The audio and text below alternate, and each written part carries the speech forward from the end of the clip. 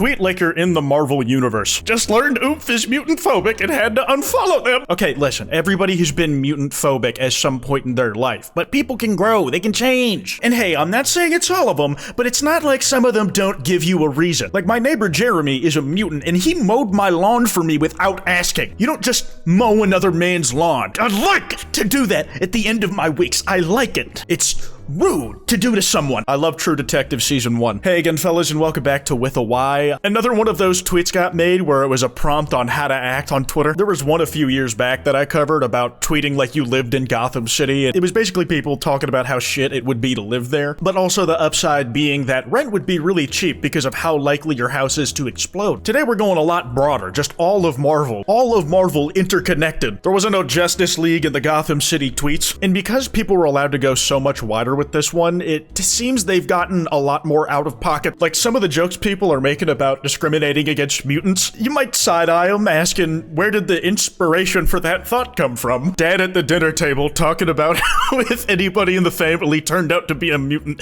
he'd burn them to death. I mean, it's certainly a creative scenario, but it kind of depends on how powerful of a mutant this kid is. Like imagine the kid comes out as a mutant, the dad tries to light him on fire with gasoline, and it turns out the kid's got pyrokinesis and the dad helped unlock his powers. Whenever this gif has come up, I've never been able to tell who the fuck is just manhandling body back there. Iron Man just swooped down to save me and I heard a grinder notification in his helmet. I mean, I respect that he built the technology to get a grinder notification in his ear from his AI himself. Like it's impressive he built it with his own two hands. But using it for that, like while on the job, meant to be focusing on saving people? Like come on man, at least put noise dampening on the helmet so that you can pretend you care about us. Don't forget at the end of the day that Tony Stark is a billionaire. He does like good stuff with that money, but a lot of those are just tax write-offs anyways. He puts his life on the line for us, yada yada man. Oh, your parents died and you're scared of all your friends dying too. I don't give a shit, bro. I can't pay rent. I don't care that you fuck a dude or two on the side, but my empathy has limits. You do your thing. It's not like I can stop you, but Jesus, bro. My oomph just got exposed for faking being snapped away by Thanos. That is definitely something that would happen, man. The amount of debt collectors frustrated that Falk who owed them money just disappeared so they'd never be able to collect had to have been massive, as well as the amount of debtors who are absolutely relieved that they no longer have a guy alive to pay. Like the real world already has a market for helping you disappear, going somewhere new and beginning a new life where no one knows you, like witness protection, stuff like that. And I mean, there's always the chance someone will find you, but the blip really does give a good excuse as to why you wouldn't be around to, you know, give someone back the $5 you owed. They'll just assume that what happened to you happened to like their entire family. They got bigger things to worry about. I paid off my car today, and this giant green guy just ripped it in half to use it as boxing gloves. Like, this is the type of scenario that writers would put random civilians in for the sake of a gag. Like, the Hulk would be mid-fight, and he would be using the car as boxing gloves for the spectacle of it. And then a few pages later, when the battle's over and in the falling action, the guy who owned the car finds it destroyed, and he's just left with the bill, and that's supposed to be funny to us. When really, it's a fucking probably destroyed home, maybe a guy with dependents, like kids and a wife. It's like fucked up how the, you know, authors who we know write the universe we live in just view us as little playthings to fuck over and kill. I found out Oomph is a terrorist Spider-Man supporter. They're censoring Spider-Man in the way that I think everybody should censor when they say Homestuck. Listen, I'm not gonna be the guy who discredits everything J. Jonah Jameson has done over his career,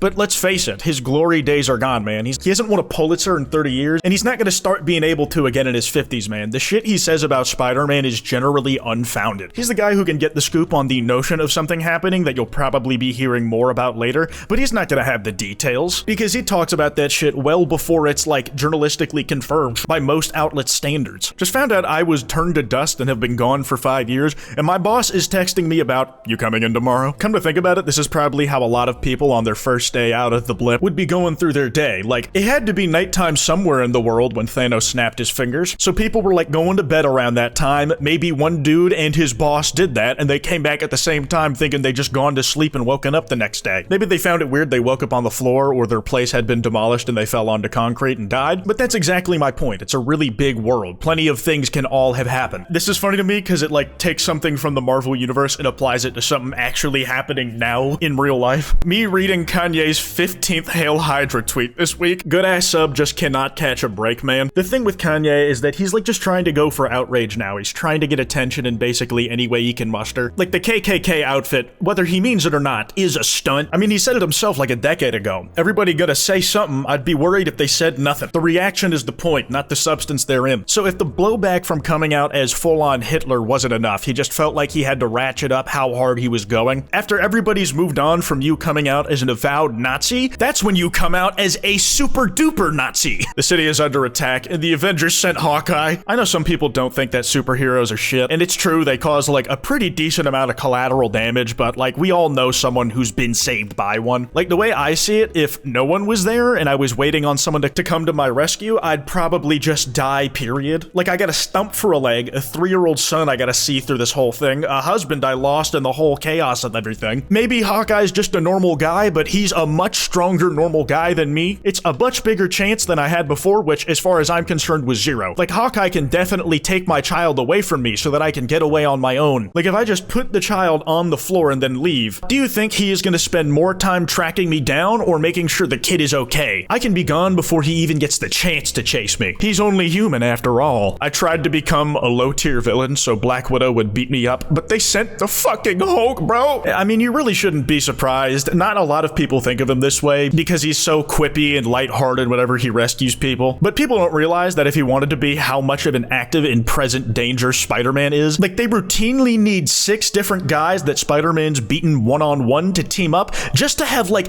a chance of taking him down, and usually they end up behind bars again, or worse off, dead. Didn't he punch like the Scorpion's jaw off a few years back? Like we know he and the Hulk have sparred. There's already one dude swinging around Manhattan who could split you in half by punching you through your spine. Like Spider-Man doesn't stay here when there's a threat in space. He goes and stops the thing in space. He hangs around here because he wants to, I guess? My dad just returned from the blip. The insurance company wants the life insurance money back. I'm sorry, big dog, you might be out of luck with this one. I mean, as long as you were able to get it out in cash beforehand, you can probably run with the money. Or better yet, just kill your dad for real this time and then like hide his body. Like everybody will just assume that he got blipped and he just didn't come back. Trump imposed 87% tariffs on Latveria. Oh my god, not a great idea, man. Listen, I know Latveria is not the biggest country in GDP or an economy in the world, but it's one of those more isolated nations that, like Singapore, managed to just keep its shit together through sheer force of will. Like that type of thing can only be done for, yeah, a city-sized country or a really tiny little thing in Eastern Europe. But at home, they have their shit so on lock, they can make themselves a useful player in each region they're in. There's just no benefits to either side by putting that high of tariffs, or any at all as far as I'm concerned, on a place like Latveria. They have a surplus with us. Wonder if Trump and Dr. Doom will do another meeting in Singapore like they did with Kim Jong-un back in the day and try to broker a trade deal. I don't know, man. As interesting as that face-to-face could be, under these circumstances, I don't want them motherfuckers to ever meet. Okay, if you want to say I was in character or whatever, I'm breaking that. This one is like the craziest one that I saw. They say in Rocket touched Groot, and that's why he's quiet. Just ripped a band-aid off. The one I saw that originally was, guys, just don't start a Twitter account. It's not worth it. Let me be your great filter.